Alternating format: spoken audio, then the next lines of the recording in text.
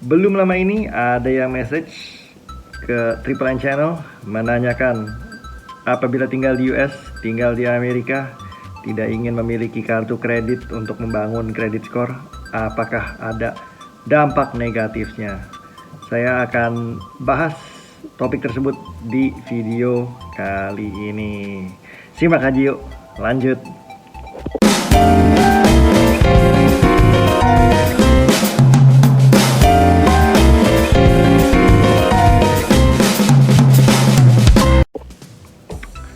Oke, sebelum kita mulai, seperti biasa, saya sambil ngopi.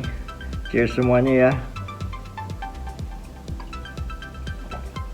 Kopi yang saya minum hari ini adalah ini dia, Kahawa 1893 Dark Roast. Kemarin iseng lihat-lihat waktu browsing, packagingnya lumayan keren. Kebetulan saya suka, ini kayak orange-orange sedikit dan biru tua, jadi sikat karena demen packagingnya. Jadi kita coba aja, ternyata enaknya bukan main. Saya ini suka sama Dark Roast, and fortunately and luckily ini cocok. Anyways, back to the main topic ya, mengenai kartu kredit. Jadi kalau tinggal di Amerika, apakah ada dampak negatifnya tidak memiliki kredit card? Secara nggak langsung sih tidak ada ya dampak negatifnya. Itu semua preference dari diri masing-masing. Ada yang merasa kartu kredit itu tidak baik karena spending jadi tidak terkontrol, terus bisa terjerat hutang kalau tidak membayar balance-nya setiap due date. Jadi credit card banyak yang nggak gitu suka, terutama orang Indonesia. Tapi kalau boleh jujur, di Amerika itu semuanya pada pakai credit card. Kenapa semuanya pada pakai credit card? Jadi saya akan ngebahas nih sedikit, benefitnya dulu nih. Kita ngomong yang enak-enak dulu, pahitnya nanti belakangan ya. Jadi enaknya adalah nomor satu, ketika kita sudah di-approve mendapatkan kartu kredit, yang pertama kita bisa membangun kita punya credit score. Nah, saya sudah pernah ngomong mengenai credit score. Credit score itu adalah fundamental penting kehidupan di Amerika, dan spending expenses sehari-hari menggunakan kartu kredit itu cocok untuk membangun kredit skor tersebut. Fundamental kenapa? Karena semuanya sekarang ini dicek kredit skornya, mulai dari beli mobil, mau cicil HP pun juga dicek kredit skornya. Cari tempat tinggal, mau sewa pun juga dicek. Keempat, yang penting nih, mau cari kerjaan aja dicek juga kredit skornya. Kenapa dicek kredit skornya? Karena kredit skor itu adalah indikator penting mengenai tingkat tanggung jawab seseorang. Jadi kalau kredit skornya bagus, artinya dia tanggung jawab dengan kredit expenses sehari-hari. Jadi misalnya mereka ada tagihan HP, mereka bayar on time, tidak ada balance yang mereka tinggalkan, lunas semua. Terus kartu kreditnya juga dibayar balance-nya setiap due date-nya, tiap bulannya.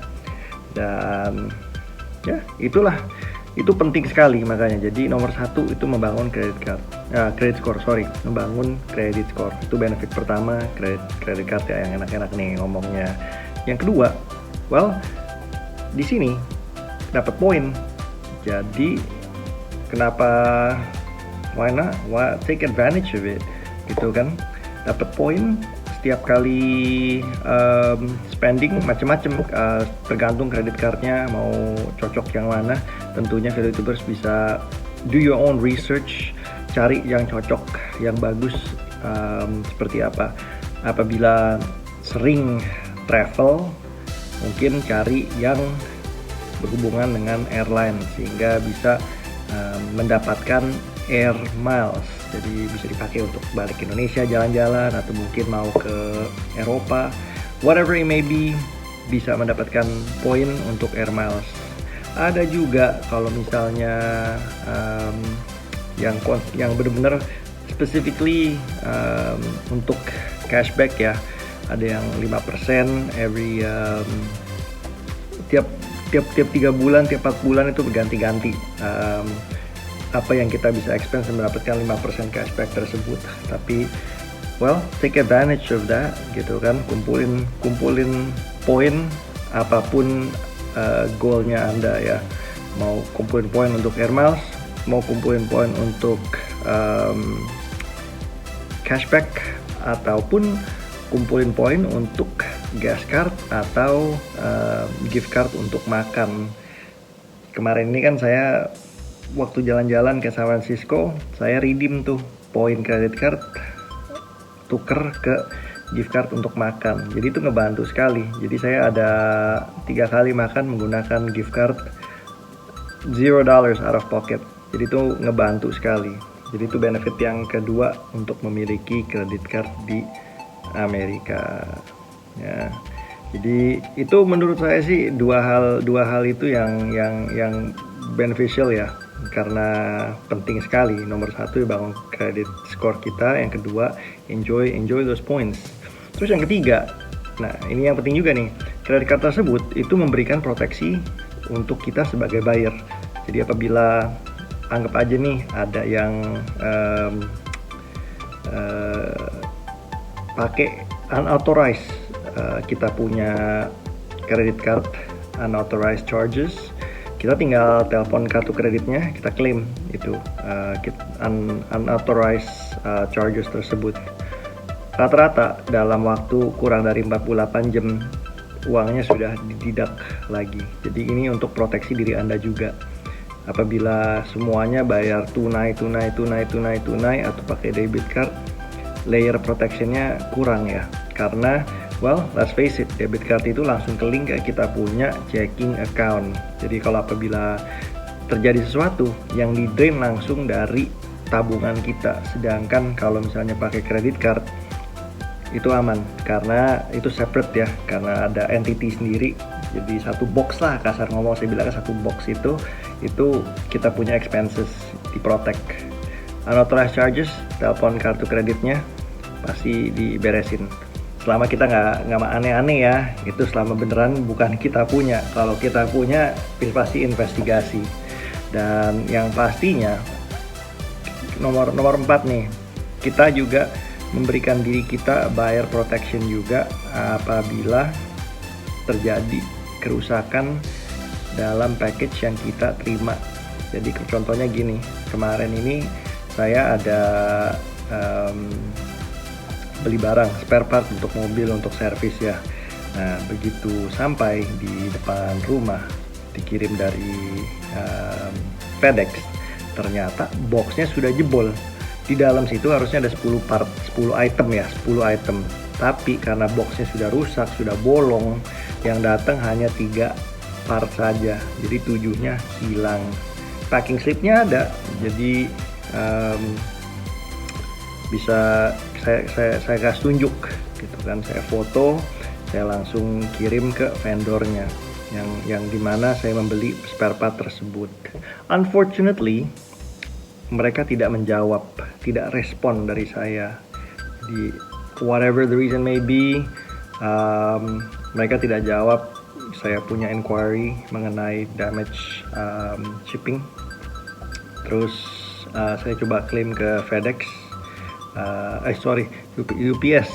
Saya coba klaim ke UPS. Mereka memerlukan letter of declaration karena shippernya bukan dari saya. Jadi shippernya harus mengeluarkan letter of declaration yang menyatakan bahwa saya boleh urus, saya boleh authorize untuk mengurus klaim tersebut. Saya coba-coba tidak dijawab. Saya pikir ya sudahlah, give it the benefit of the doubt, mungkin mereka sibuk. Saya coba seminggu, ternyata tidak ada menjawab, tidak ada jawaban apa-apa.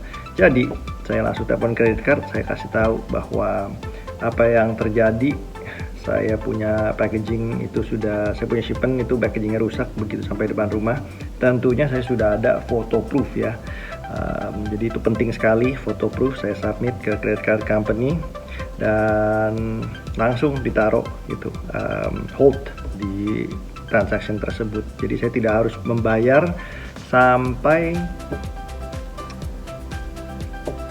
damage missing item tersebut disettle dengan si vendor tersebut. Jadi itu penting ya, selain memberikan proteksi ke kita punya bank account, identitas diri, ini juga memberikan proteksi yang keempat ya, memberikan proteksi untuk kita punya purchases out there. Jadi kalau misalnya something gone missing, something get damaged in the shipping, kita bisa langsung komplain apabila tidak mendapatkan jawaban langsung atau respon baik dari vendor di mana kita membeli part tersebut. Jadi sudah jelas ya 4 benefit yang menurut saya penting, crucial. Kenapa penting untuk memiliki credit card di Amerika? Itu yang penting sih kalau menurut saya. I'm sure there are other things yang saya tidak bahas, tapi itu 4 poin yang menurut saya cocok, penting ya. Jadi udah jelas ya, semoga bisa membantu fellow youtubers dalam making a decision ketika ingin decide apakah penting untuk memiliki credit card di Amerika atau tidak. Nah, setelah kita udah ngomongin mengenai enak-enaknya memiliki credit card, yang poin yang benefit-benefitnya, nah disadvantage-nya apa kalau misalnya nggak punya credit card? Well, kita langsung reverse aja dari 4 benefit yang tadi saya sudah bahas. Nomor 1, kalau misalnya kita tidak punya credit card, artinya kita tidak bisa membangun kita punya credit score. At least tidak cepat ya, lama untuk membangun credit score kita. Jadi ingat, terus credit card, they help, they are beneficial to your credit score. Nah, tapi nanti saya stay tune nih untuk tipsnya nih, nanti saya akan share sedikit lagi ya. Nah, terus yang kedua, kalau misalnya kita tidak punya credit card, artinya kita tidak bisa mengumpulkan poin untuk cashback, poin untuk air miles, ataupun poin untuk gift card. Jadinya that's out of the question, tidak termasuk kalau misalnya kita spend money dengan debit card. Terus yang ketiga dan yang poin yang keempat, tentunya well seperti saya tadi ngomong, kalau misalnya kita nggak punya credit card, jadi expensesnya harus dibayar dengan cash atau enggak harus pakai debit. Nah, sedangkan debit itu ya jeleknya itu langsung nempel ke kita punya checking account ya, uang kita. Nah, kalau misalnya terjadi sesuatu dengan shipment Anda, barang yang dibelanja, selama kita file claimnya, selama menunggu sampai claim tersebut untuk settle, uangnya sudah terbang duluan.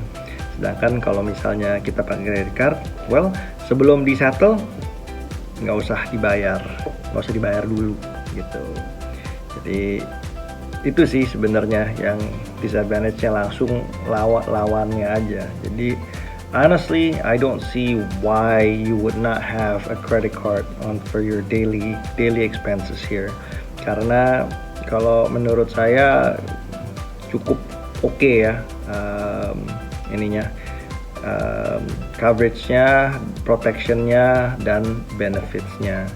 Jadi menurut saya, I think it's good to have gitu. Jadi saya sendiri pun juga punya multiple credit cards just to make sure saya ada cover semuanya ya.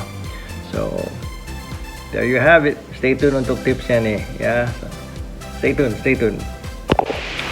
Nah, kita sudah sampai di bagian dimana saya akan share mengenai tip mengenai kredit card di Amerika. Sekali lagi sambil ngopi ya, cheers semuanya. Enak bener nih kopi, very smooth.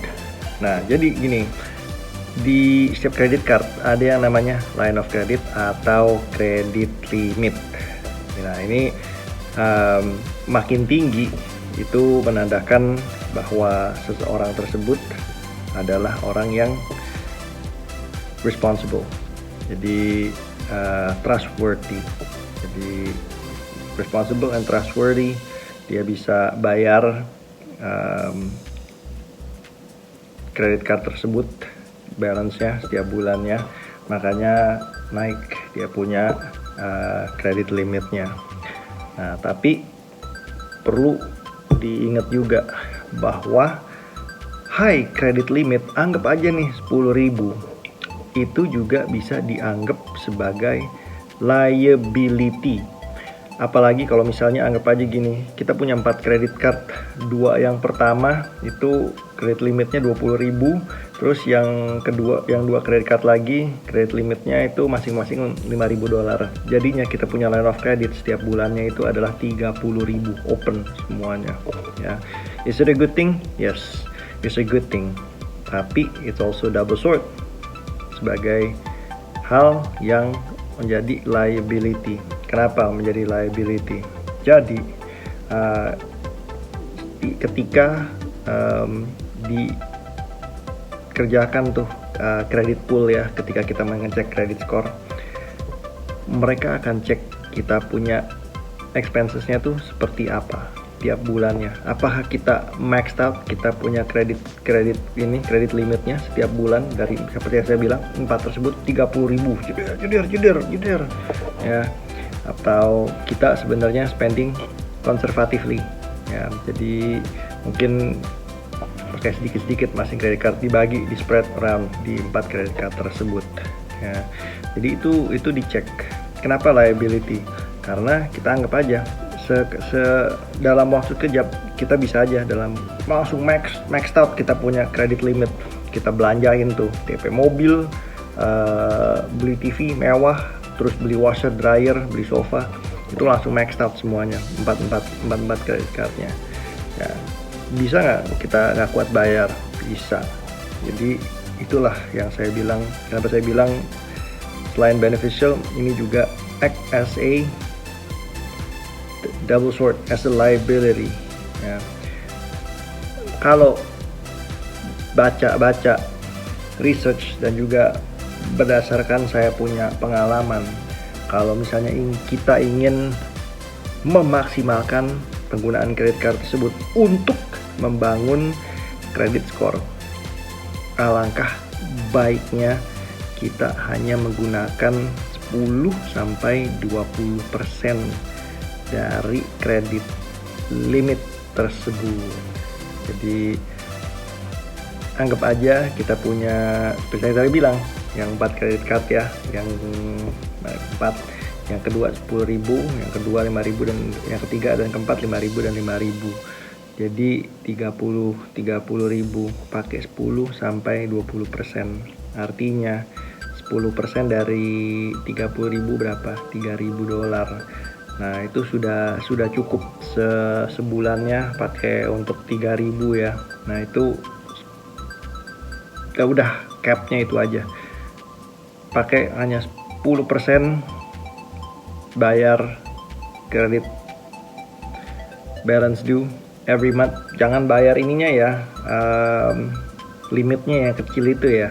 Credit limit, bayar semuanya, balance due, bukan credit due. Jadi ada 2 nih. Kalau misalnya kita cuman bayar yang limitnya doang, itu akan kena bunga, kena interest. Jadi bayar langsung balance-nya per bulannya, tiap bulannya. Pastikan itu dibayar setiap bulannya untuk memaksimalkan credit score. Jadi ingat ya, pakai hanya 10-20% saja dari credit limitnya. Jangan lebih dari itu. Karena apalagi kalau misalnya kita punya credit limit 10.000 dari credit card, kita pakai lebih dari 30%, mau ngapain kau? Foya-foya. Party. 30% dari 10.000, 3.000 coy. Itu uang gede. Ya, bisa buat bayar tempat tinggal, apartemen. Jadi ingat, hanya menggunakan 10-20% saja dari credit limit dan pay off those balances every month ya. Simak nih, jangan sampai kelewatan nih saya punya tip ya. Oke, ValueTuber, sekian dulu video kali ini, ngobrol-ngobrol santai, menjawab pertanyaan yang saya dapat dari message tersebut. Kalau saya boleh jujur, kredit card itu sebenarnya buat saya itu amat sangat membantu. Kenapa amat sangat membantu? Simple, karena saya dari kecil ngetrain diri saya. Kalau kita belanja pakai credit card kan kayaknya enak tuh, gesek aja gampang, kesannya kayak nggak bayar. Tapi padahal di situ saya tanamkan, woi bro, nanti akhir bulan harus bayar itu. Nah, duitnya dari mana? Makanya harus dilimit penggunaannya, pakai secukupnya dan seperlunya saja. Dan jadinya itu menurut saya credit card itu buat diri saya sebenarnya cocok, karena jadi ngerem spendingnya. Karena kalau tunai biasanya diboros, gampang kan kalau tunai, beli bayar. Tapi kalau kredit card jadi pikiran, wih, bulan depan bayarnya gimana? Apalagi kalau misalnya ini expense gede gitu kan, makanya bisa ngerem kalau pakai kredit card karena kepikiran bulan depan mesti bayar. Sudah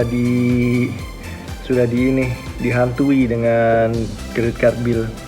Ya. Anyways, saya mau lanjut ngopi ya. Sekian dulu video kali ini. Jangan lupa untuk like dan subscribe ke Triple N Channel. Kita akan ngobrol-ngobrol lagi mengenai kehidupan di Amerika. Dan hey, apabila ada ingin bertanya sesuatu topik mengenai tinggal di Amerika, jangan lupa nih, bisa message di kotak box di bawah. Do not hesitate, ask questions. Kalau saya bisa jawab, saya akan coba jawab. Anyways, cheers ya. Sampai jumpa di video selanjutnya dan take care.